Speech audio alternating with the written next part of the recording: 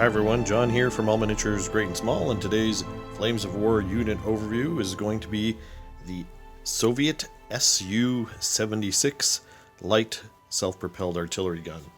So this is another unit out of the Bagration book, and I got these ones out of the Soviet heavy artillery starter box, army box, which is a pretty good deal. I built these. I've used them in, I think, 1 or 2 battles so far, and I really like them.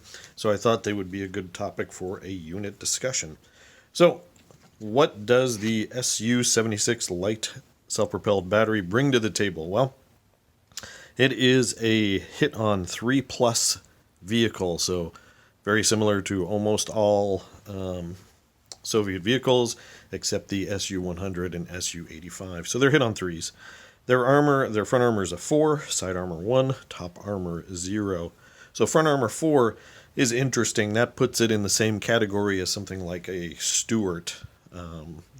So it's got some armor. It's going to protect it against machine guns, 50 caliber machine guns, things like that. But against any kind of medium tank, it's not going to do anything. Anti-tank 10 or 11 off of a Panzer IV, for example, is just going to punch straight through front armor 4. At long range, I guess you have a chance to perhaps equal that roll, but not bounce the shot outright. The motivation for the SU-76 is Confident 4+, with the self-propelled gun counterattack rating of 6, which is pretty bad, but all your self-propelled guns are worse in counterattack and assault and counterattack. Not one step back, though. The last stand rating for this unit is a 3+, so that's pretty good as far as the last stand check. Skill, you've got a 4+, with a assault rating of a 6, because it is again, a self-propelled gun. So it needs to roll a 6 to hit someone in close combat. So, or assault, I guess. Sorry, close combat's a different game. Tactical-wise, it's got a pretty decent stats. 10 inches tactical move, 14 inches terrain dash, 20 cross-country dash, 24 road dash, cross value of 3+. Now, the gun is a 76mm cannon, so it is a 72-inch range when it's fired as artillery. And it has an anti-tank rating of 2, 4 up firepower. Forward firing is the only special rule. So the artillery blast, although it doesn't have a high anti-tank rating, that 4+ firepower is pretty nice for digging out things like infantry and gun teams. It's nice because it's a relatively inexpensive unit that gives you bombardment. Artillery is the name of the game a lot of times for Soviets, and the SU-76 is an interesting way to get it into your list. Now, in a direct fire, the gun has a 24-inch range, rate of fire 2 halted, rate of fire 1 moving, anti-tank 9, 3+ firepower, and forward firing. So, I mean, with anti-tank 9, it can threaten German medium tanks, like a Panzer IV or even a Stug. You're not going to threaten Tigers at all. Panthers you can't hurt from the front. You'd have to go for the side. But that's really not what they're intended to be shooting at. If you're shooting at if you're shooting at Panthers with your gun, something has gone wrong that battle. But it's a perfectly adequate gun for dealing with half-tracks, recon units, things like that. With a 3 up firepower, it's also handy for trying to dig out gun teams and things like that. So overall, it's a pretty nifty little unit. You can take up to 5 of these in a unit. I guess, what do they call them? A battery. These are batteries, not platoons. So you can take up to 5 of them. I've got 4 here, which would run you 10 points. And again, it's for what you're getting. That's not a bad, a bad deal at all. How can you field these guys? Well, there's a couple ways you can field them. could take them as a independent battery that you add as a support unit to a different formation. It's not a, that's not a bad idea. You can also take them as a formation. So you could take a light SP battery.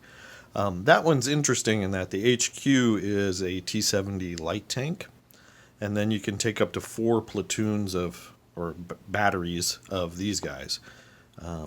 So if you take 4 platoons of 4, that's 40 points plus 1 for the HQ tank. That's not a lot of points for a fully fleshed out formation, and that's that's a pretty interesting thought. Of course, you're going to buy a lot of these to make that happen. You can, and then I think the core formation also comes with, you can add a SMG company or a hero SMG company. So that would be all the components in a core formation. Can you make an all SU-76 list work?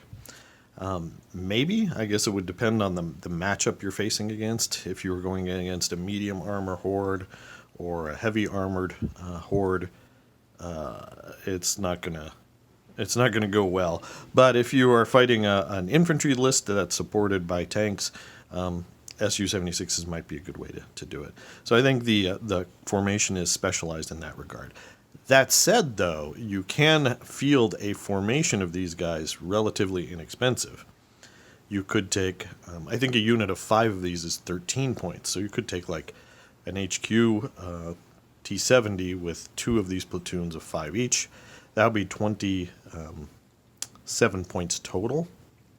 So a little more than a quarter of a typical 100-point battle that you could then have another formation, say an infantry formation or something like that.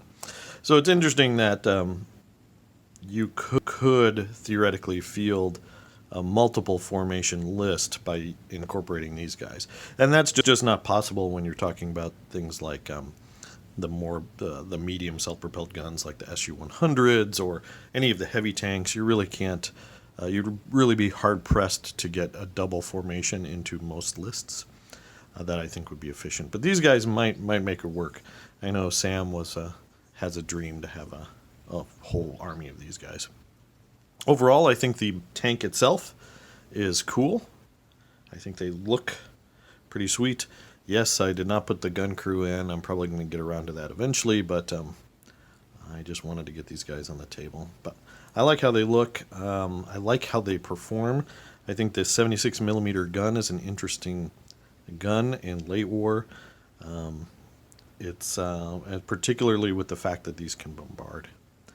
Do they have any kind of threat? As I mentioned before, medium tanks coming after them it can be scary. If you have enough of them, I suppose maybe you could swamp medium tanks. AT-9 for this direct fire gun versus side armor 5 of a Panther is a credible threat if you can get enough of them to survive flanking your opponent.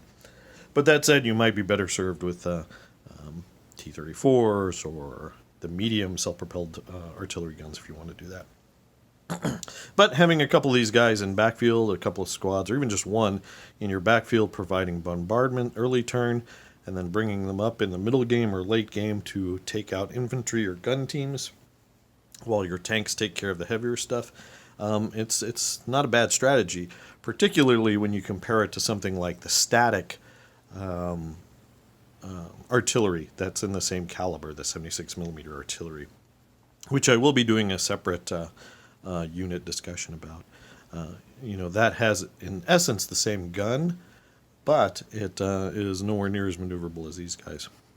All right, so there you go. That is a look at the awesome Soviet SU-76 light self-propelled artillery battery. Let me know what you guys think down below. Have you guys run any lists out of Bagration that focuses on these guys? If so, let me know how you did. I'm kind of curious. I doubt I will be fielding a pure formation of these guys, but I do think there is a place for a unit of these in a lot of lists, particularly at the cost of just 10 points for 4. That's pretty nice. So there you go, guys. As always, please do leave us a like and subscribe. Click that bell to receive notice when we publish new content here on YouTube. You can also check us out on Facebook at All Miniatures Great and Small. Also, if you like our Flames of War content, please do check out our Flames of War Patreon. There, subscribers get access to a battle report that's exclusive to Patreon for Flames of War every month. So we have several battle reports, particularly covering Bagration for the last few months on there. So one of those, I think you can see these guys in action. So I hope you enjoyed this quick unit overview. Thanks for watching, and keep on wargaming.